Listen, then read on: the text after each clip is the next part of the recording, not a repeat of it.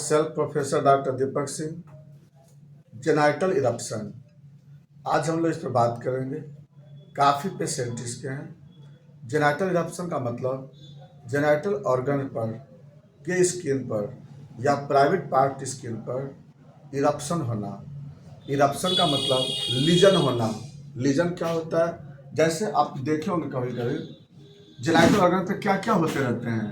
जैसे सबसे पहला क्या होता है ना, वहाँ पे कि आपको रेड कलर के या ब्राउन कलर के वहाँ पर मैक्यूल बन जाते हैं। रेड या ब्राउन कलर, है ना, रेड या ब्राउन कलर के वहाँ पर बन जाते हैं मैक्यूल छोटे छोटे। दूसरा होता है यहाँ पे आपको पेप्यूल बन जाते हैं, यानी थोड़ा स्किन से ऊपर एलिवेशन रहता है, इसको पेप्यूल बोलते हैं। पेप्यूल ये स्किन से एलिवेट कर जाता है, थोड़ा दाना जैसा बाहर की तरफ निकला होता है। कभी कभी वहाँ पे अल्सर जैसा हो जाते हैं। वहाँ पे कैसा होता है? अल्सर जैसा मिलेगा आपको, है ना, अल्सर बोलते हैं इसको लोग। कभी कभी वहाँ पे वार्ड्स हो जाते हैं, बड़ा बड़ा सा ना वार्ड्स जैसा वहाँ डेवलप हो जाता है, वार्ड्स बोलते हैं इसको लोग, वार्ड्स। कभी कभी वहाँ पे क्रैक हो जाता है, जैसे क्रैक जैसे हो जाता है इस तरह से, कभी कभी क्रैक हो जाते हैं, क्रैक, है ना। तो ये बहुत तरह के और भी होते हैं। कहीं कहीं पे आपको पस डिस्चार्ज होते हैं किसी किसी में, यानी बहुत तरह के इरप्शन होते हैं। किसी किसी में इचिंग भी होता है। बहुत सारे पेशेंट में देखेंगे वहाँ इचिंग भी होता है ना, खुजली होती है वहाँ पे, डिस्चार्ज होते हैं, यानी वेराइटी के पेशेंट होते हैं इसमें। अब यहाँ पे बात करते हैं जो इरप्शन जो होता है ना, यह इरप्शन दो तरह के होते हैं। इरप्शन एक तो इन्फेक्शन से होता है और एक बिना इन्फेक्शन का होता है। तो इरप्शन जो होते हैं ना, यहाँ पर जो इरप्शन मिलते हैं आपको, चाहे वो दाना जैसा इरप्शन हो, रेड कलर का इरप्शन हो, इचिंग जैसा हो, क्रैक जैसा हो, डिस्चार्ज जैसा हो, अलग अलग केस में अलग अलग तरह के मिलते हैं, बहुत सारे मिलते हैं यहाँ पे। तो अगर आप देखोगे ना, तो ये इरप्शन जो होते हैं दो वैरायटी के होते हैं। एक होते हैं इन्फेक्शियस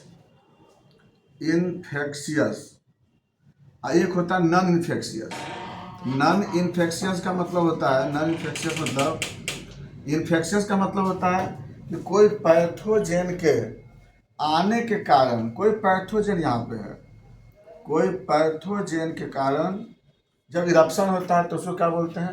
इन्फेक्शियस इरप्शन बोलते हैं। और जब किसी नॉन पैथोजेन के कारण, नॉन पैथोजेन के कारण जब इरप्शन होता है तो उसका लोग बोलते हैं नॉन इन्फेक्शियस इरप्शन बोलते हैं। तो पैथोजन में कौन कौन से होते हैं? तब पैथोजन में आपको मिलेंगे, एक बैक्टीरिया मिलेंगे, दूसरा वायरस मिलेंगे, तीसरा फंगस मिलेंगे और पैरासाइट मिलेंगे, है ना। Bacteria, virus, fungus, parasite. Non infectious में क्या मिलते हैं? नॉन इन्फेक्शियस मिलेंगे एलर्जी मिलेंगे और इस्नोफिलिया, या हो सकता है वहाँ पर कोई फिजिकल एजेंट मिल सकते हैं, फिजिकल एजेंट, है ना। तो ये सब क्या है ना, आपको इरप्शन के कारण बनते हैं, क्लास होते हैं, बहुत एक जैसा नहीं होता है ना। अब देखो, मान लीजिए बैक्टीरिया की बात करते हैं। बैक्टीरिया में कौन कौन से बैक्टीरिया है? गोनोरिया, गोनोकोकस बैक्टीरिया है, हीमोफिलस इन्फ्लुएंजी है, ट्रिपोनिमा पैलिडम जो सिफिलिस प्रोड्यूस करने वाले होते हैं, या फिर कुछ और भी ग्राम पॉजिटिव बैक्टीरिया मिल सकते हैं उसमें, जो यहाँ पर आपको इरप्शन प्रोड्यूस करता है। इसका इरप्शन में ज़्यादातर क्या होता है ना, इन्फ्लामेशन होता है, दर्द होता है, वहाँ पे पेन होता है, वहाँ पे, है ना, पस डिस्चार्ज होता है। किस वाला में? इसका भी डिटेल हम आगे चलेंगे आप आगे। तो बैक्टीरिया वाला जो इरप्शन होता है ना, उसमें दर्द होता है, पस बनता है, डिस्चार्ज होते हैं। दूसरा जो आपको मिलता है वायरस वाला इरप्शन। वायरस वाला वहाँ पे आपको छोटा छोटा दाना जैसा हो जाता है ना, जैसे हर्पिस के कारण, हर्पिस सिम्प्लेक्स के कारण, एचपीवी वायरस के कारण, है ना, मोलस्कम कंटाजियोसम के कारण, ये सब कारण का तो वहाँ पे छोटे छोटे दाना जैसा बन जाते हैं। हर्पिस तो बड़ा कॉमन है, और उसके कारण आपको वहाँ पर छोटे छोटे आपको कलर के मिलते हैं आपको, और वहाँ इचिंग भी होती है, वहाँ पे आपको खुजली भी होती है वहाँ पे। इस तरह से क्या है ना, आपको वायरस के कारण भी आपको इरप्शन होते हैं।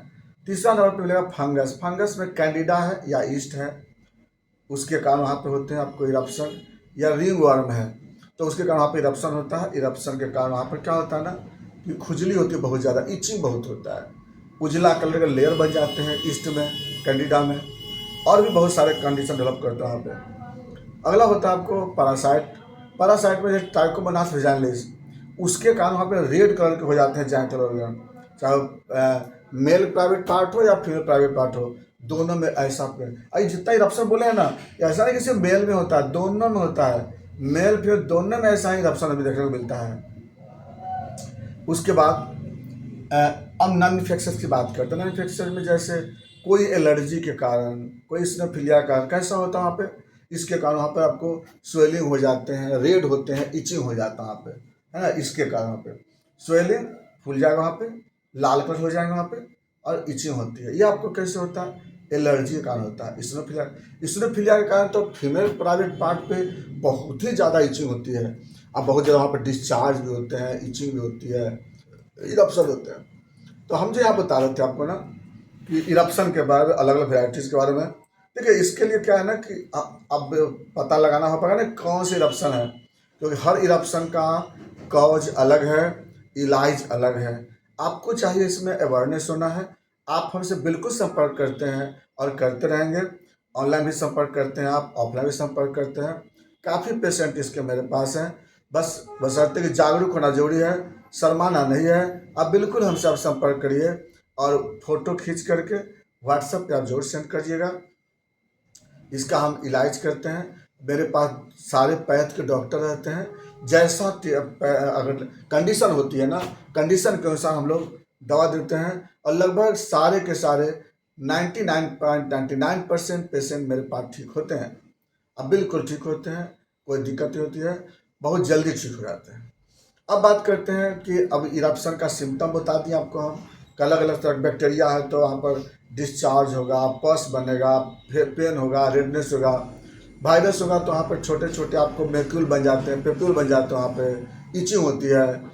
अगर अगर पैरासाइट होगा तो वहाँ पर रेड हो जाता है। फंगस में वहाँ पर वाइट कलर के इरप्शन बन जाते हैं, पैच बन जाते हैं, इचिंग काफ़ी होती है। और अगर एलर्जिकल होगा तो वहाँ इचिंग और स्वेलिंग हो जाती है।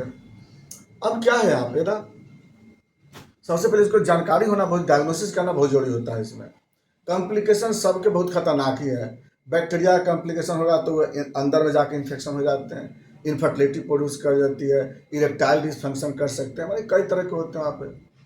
वायरस में भी है तो उसी तरह से कई तरह के न्यूरोलॉजिकल डिजीज प्रोड्यूस कर सकते हैं। फंगस है तो वह भी आपको कई तरह के आपको ट्यूमर डेवलप करवा सकते हैं, या आप वहाँ पर जो ऑर्गन में लीजन डेवलप कर सकते हैं। एलर्जिकल है तो आपका ब्लड प्रेशर पर अफेक्ट, हेमोडायनामिक डिजॉर्डर, यानी सबका कॉम्प्लिकेशन है।